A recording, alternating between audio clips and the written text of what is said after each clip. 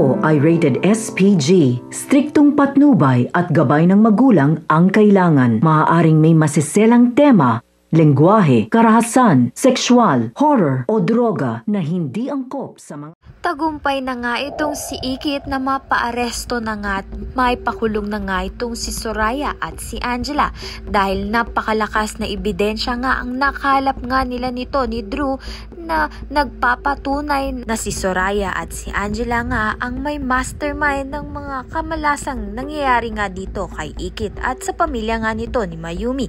Kaya naman nga dahil dito ay mabibigyan na nga ng hustisya ang pagkamatay nga nito ni William at ang pagkamatay na rin nga nito ni Gani, ama nga ni Ikit. Samantalang nagtapat na rin nga itong si Drew ng pagmamahal niya nga kay Ikit. Ngunit dahil magulo pa nga ang sitwasyon ay hindi pa rin nga siya sinasagot nito ni Ikit.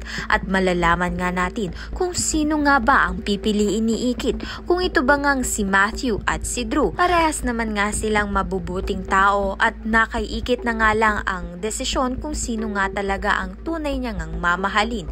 Sa kabilang banda naman nga nagtagumpay na rin nga itong si Mayumi at natuklasan na nga niya ang katotohanan sa pagkatao ng kanyang nawawalang anak na si Emily.